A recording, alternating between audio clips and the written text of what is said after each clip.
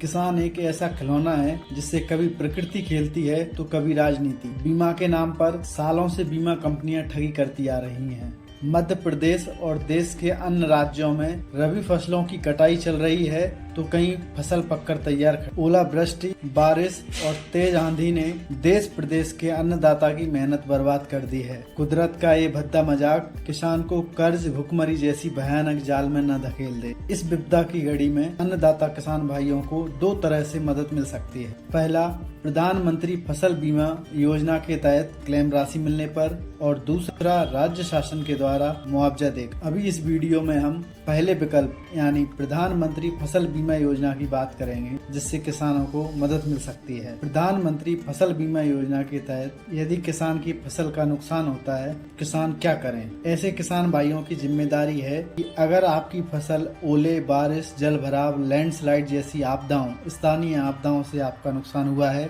तो आपको सबसे पहले आपके जिले में फसल बीमा करने वाली कंपनी को नुकसान होने के 72 घंटे के अंदर सूचित करना अनिवार्य है। यह कार्य आप दो तरीके से कर सकते हैं। सबसे पहले फसल बीमा कंपनी के टोल फ्री नंबर पर कॉल करके, और दूसरा विकल्प है अपने मोबाइल पर क्रॉप इंश्योरेंस एप्लीकेशन 2023-24 को डाउनलोड कर फसल नुकसान रिपोर्ट दर्ज कर सकते हैं। अब सवाल बनता है, क्रॉप इंश्योरेंस ऐप इस्तेमाल कैसे करना है, अर्थात किसान के द्वारा इस ऐप को लॉगिन कैसे करना है। आपको बता दें, अगर आपने फसल बीमा कराया है या किसान क्रेडिट कार्ड ले रखा है या फसल ऋण ले रखा है और आपके पास फसल बीमा पॉलिसी की रिसिप्ट, रसीद है, तो आप बीमा क्लेम कर सकते हैं। यदि आपके पास बीमा रसीद नहीं है तो आपके लिए विकल्प है कि जिस बैंक अकाउंट से बीमा प्रीमियम राशि पे भुगतान किया है उस अकाउंट नंबर से भी आप लॉगिन कर सकते हैं। साथ में आपको यह बताना चाहूंगा कि आपको आपके खेत फार्म पर जिस भूमि या खसरों का बीमा कराया है उसकी जानकारी आपको होना भी जरूरी है। किसान भाई कृषक नाम और मोबाइल नंबर OTP के माध्यम से लॉगिन कर सकते हैं। इसके अलावा किसान भाई राष्ट्रीय फसल बीमा पोर्टल पर भी सूचना दे सकते हैं। किसानों का अगला सवाल बनता है कि उनको किस कंपनी और किस टोल फ्री नंबर पर सूचना देनी है। आपको बता दें, देश और प्रदेश के अलग अलग जिले में अलग अलग बीमा कंपनियों के द्वारा फसल बीमा किया जा रहा है, परंतु एक जिले में एक कंपनी द्वारा ही बीमा किया जाता है। आप अपनी बीमा रसीद में देखकर संबंधित फसल बीमा कंपनी को ही फसल नुकसान की क्षति की सूचना दे सकते हैं। आपको अभी इस वीडियो के माध्यम से इंश्योरेंस कंपनियों की डायरेक्टरी दी जा रही है। आप उनके टोल फ्री नंबर पर फसल नुकसान की सूचना दे सकते हैं। आप चाहें तो इस स्क्रीन को स्क्रीनशॉट ले सकते हैं और आगे इसको शेयर कर सकते हैं।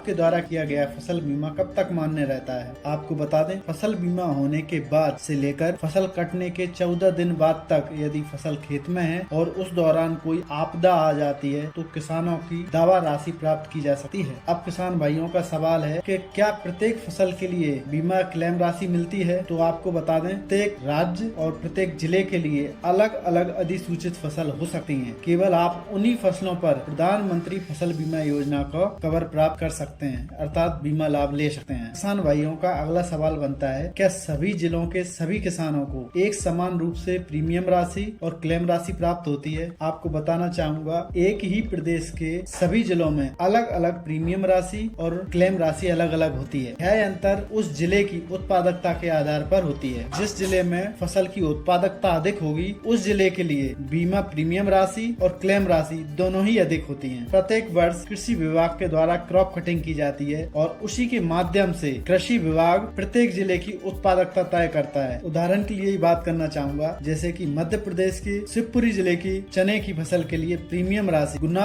और अशोकनगर जिले से अधिक, इसलिए शिवपुरी जिले के लिए चने की फसल के नुकसान होने पर क्लेम राशि भी अधिक मिलेगी। साथ ही मैं आपको बताना चाहूंगा, प्रधानमंत्री फसल बीमा योजना के अंतर्गत किसानों को बीमा कंपनियों को दिए जाने वाले प्रीमियम की दर भी खरीफ और रबी फसल के लिए अलग अलग होती है। खरीफ फसल के लिए किसान द्वारा पे किया गया प्रीमियम 2% और रबी फसल के लिए 1.5 अर्थात 1.5% होता है। साथ ही कमर्शियल और बागवानी फसलों के लिए यह प्रीमियम दर 5% रहता है। अगर आपको वीडियो पसंद आया हो तो वीडियो को लाइक करें और अन्य लोगों के साथ शेयर करना ना भूलें, जिससे अन्य किसान भाइयों को भी यह जानकारी प्राप्त हो सके। वीडियो देखने के लिए धन्यवाद।